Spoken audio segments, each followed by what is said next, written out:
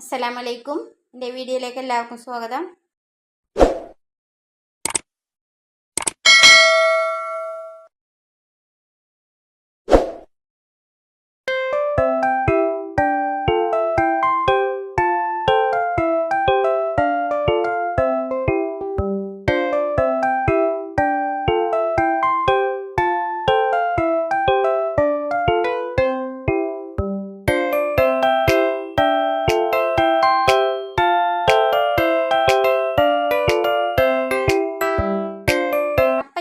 വന്നിട്ടുള്ളത് ഒരു കുക്കർ മത്തി ആയിട്ടാണ്. അതിന് വേണ്ടിയിട്ട് ഞാനൊരു 1/2 കിലോ മീൻ കഴുകി വാർന്ന് വെച്ചിട്ടുണ്ട്, അതിനെ മരിഞ്ഞു വെച്ചിട്ടുണ്ട്. അപ്പോൾ ഇനി ഇതുകൊണ്ടാണ് ഞാൻ കുക്കർ മത്തി തയ്യാറാക്കുന്നത്. അതിന് വേണ്ടി ആദ്യമായിട്ട് ഞാൻ ഇതിൻ്റെ അരപ്പ് തയ്യാറാക്കുകയാണ്. അത് ഒരു മിക്സിക്ക് ഒരു തക്കാളി കഷ്ണാക്കിയിട്ട് ഇട്ട് കൊടുക്കുക, ഒരു ഇഞ്ചി കഷ്ണം, 2 പച്ചമുളക്, ഒരു 8 10 വെള്ളുള്ളി അല്ലി, ചെറിയുള്ളി, ഇത്രയും സാധനങ്ങളാണ് ഇപ്പം ഇട്ട് കൊടുത്തിട്ടുള്ളത്. പിന്നെ ഒരു പുളിൻ്റെ കഷ്ണം ഇട്ട് കൊടുത്തിട്ടുണ്ട്. പിന്നെ ഒരു 3/4 ടീസ്പൂൺ മഞ്ഞൾപ്പൊടി, 1/4 ടീസ്പൂൺ കുരുമുളക് പൊടി, 1 ടീസ്പൂൺ മുളക് പൊടി, 1/2 കപ്പ് വെള്ളം ഒഴിച്ചിട്ട് നല്ലോണം അരച്ചെടുക്കണം. നല്ലോണം തരില്ലാതെ അരച്ചെടുക്കണം. ഇതാ ഇപ്പം ഞാൻ തരില്ലാതെ അരച്ചെടുത്തിട്ടുണ്ട്. അരച്ചെടുത്ത അരപ്പാണിത്. ഇനി പച്ചമുളകൊക്കെ കൂടുതൽ വേണമെങ്കിൽ കൂടുതൽ ഇട്ട് കൊടുക്കാം. എൻ്റെ പേരക്കുട്ടികളൊക്കെ ഉണ്ടാകുമ്പോൾ കുട്ടികൾക്ക് എരിവ് കൂടുതലാവും വിചാരിച്ചിട്ടാണ് ഞാൻ ഇട്ട് കൊടുക്കാത്തത്.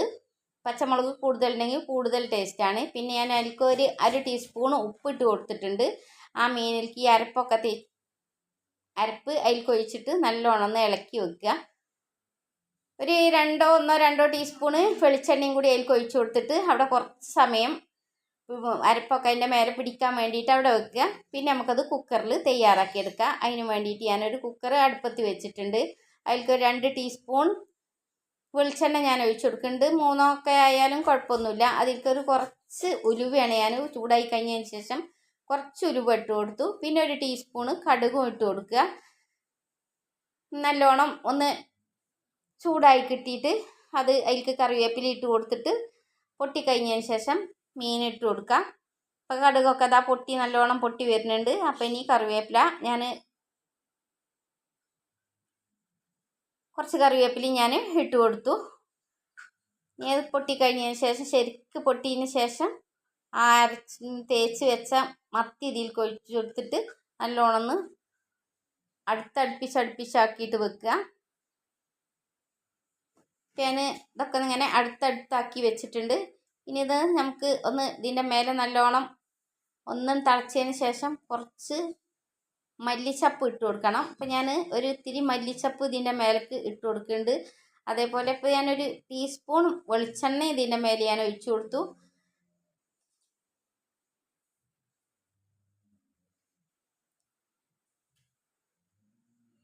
ഇനി കുറച്ച് മല്ലിച്ചപ്പും കൂടി ഇട്ട് കൊടുത്തിട്ട് ഹൈ ഫ്ലെയിമിൽ തന്നെയാണ് ഇപ്പോൾ ഞാൻ ഇതിട്ട് വെച്ചിട്ടുള്ളത്. അടച്ച് വെച്ചിട്ട് ഹൈ ഫ്ലെയിമിലിട്ടിട്ട് ഒരു 3 വിസിലടുപ്പിക്കണം. അപ്പോൾ അത് ഹൈ ഫ്ലെയിമിലിട്ടിട്ട് 3 വിസിലടുപ്പിച്ച് ഞാൻ ഇനി ഫ്ലെയിം അവിടെ ഓഫാക്കിയിട്ട് അതിൻ്റെ പ്രഷറൊക്കെ പോയതിന് ശേഷം തുറന്ന് നോക്കിയപ്പോൾ ഉള്ളൊരവസ്ഥയാണിത്. നല്ലോണം തിളച്ച് ഉഷാറായിട്ട് വന്നിട്ടുണ്ട്. അതിന്മേൽ അരപ്പൊക്കെ ശരിക്ക് പിടിച്ച് കണ്ടിട്ട് തന്നെ നല്ല ടേസ്റ്റ് ഉണ്ട്. ചോറുക്കായാലും അതേപോലെ ഇനി അപ്പത്തിക്കൊക്കെ കഴിക്കണമെങ്കിൽ നല്ല ടേസ്റ്റാണ് ഇങ്ങനെ കുക്കർ മത്തി ഉണ്ടാക്കിയാൽ. അതിൻ്റെ കുറച്ചും കൂടി ഗ്രേവി വേണമെന്നുണ്ടെങ്കിൽ കുറച്ചും കൂടി അരപ്പൊക്കെ കൂട്ടിയിട്ട് കൂടുതലാക്കി കൊടുത്താൽ മതി. അപ്പം ഞാൻ ചോറുക്ക് ഇതൊന്ന് കൂട്ടി കഴിക്കട്ടെ. ഇനി ഞാൻ വീഡിയോ ഇവിടെ അവസാനിപ്പിക്കുകയാണ്. വീഡിയോ എല്ലാവർക്കും ഇഷ്ടമാകണമെങ്കിൽ സബ്സ്ക്രൈബ് ചെയ്യാനും സപ്പോർട്ട് ചെയ്യാനും മറക്കരുത്. മറ്റൊരു വീഡിയോ ആയിട്ട് വീണ്ടും കാണാം ഇൻഷാ അല്ലാഹ്.